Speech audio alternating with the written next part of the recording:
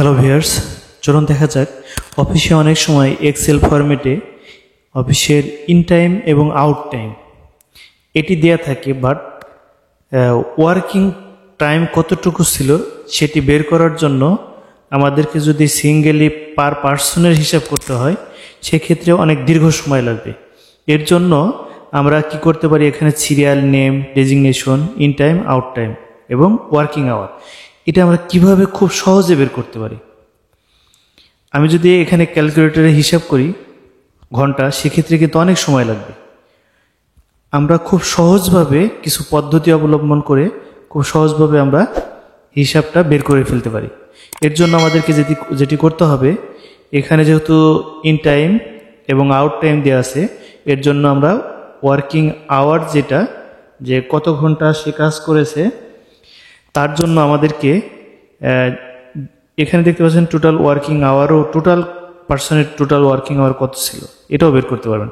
এর জন্য প্রথমে আমাদেরকে ইকুয়াল দিতে হবে, দেন ফার্স্ট ব্র্যাকেট, দেন এটা, দেন ইন টাইম ইন্টু 24। দেখতে পাচ্ছেন এখন এটা কিন্তু সে 9 ঘন্টা 20 মিনিট সে কাজ করেছে অফিসে। তো এটা যদি আমরা টান দিয়ে একবার নিচ পর্যন্ত চলে আসি, দেখতে পাচ্ছেন অটোমেটিক্যালি হিসাবটি হয়ে গেছে। এখানে আপনার ক্যালকুলেটর দিয়ে বারবার হিসাব করার প্রয়োজন নেই, একটি শুধু উপরেরটা করা হয়েছে এবং নিচে টান দেওয়ার সাথে সাথে টেনে নিয়ে আসার কারণে দেখতে পাচ্ছেন যে এখানে টোটাল প্রত্যেকেরই যে ওয়ার্কিং আওয়ার, যে সময়টি তিনি অফিস করেছেন সেই সময়টি প্রত্যেকটি বের হয়ে গেছে।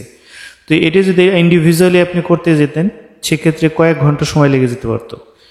তো এইভাবে আপনারা খুব সহজেই এর মাধ্যমে আপনি যে কোনো অফিস বা যে কোনো জায়গাতে আপনার ওয়ার্কিং আওয়ারটা কয়েক সেকেন্ডের মধ্যেই আপনি এইভাবে বের। এছাড়া আরেকটি বিষয় হলো যে আমাদের টোটাল ওয়ার্কিং আওয়ার কত, এই জিনিসটা আমরাও নিচে অ্যাড করে বের করে ফেলতে পারি খুব সহজে। এর জন্য আমাদেরকে প্রথমে ইকুয়াল সাম ফার্স্ট ব্র্যাকেট, দেন আমরা উপরে চলে যাব, এখান থেকে টেনে একবারে নিচ পর্যন্ত যে পর্যন্ত সংখ্যা আছে ওয়ার্কিং আওয়ার দেওয়ার পরে আমরা ব্র্যাকেট দিয়ে ক্লোজ করব, দেন আমরা ইন্টার দিব। এর ফলে দেখতে পাচ্ছেন যে এখন টোটাল ওয়ার্কিং আওয়ার, টোটাল 32 পার্সনের টোটাল ওয়ার্কিং আওয়ার কত হয়েছে সেটাও বের হয়ে গেছে।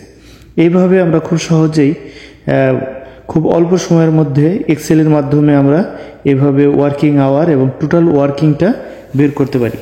ধন্যবাদ সবাইকে।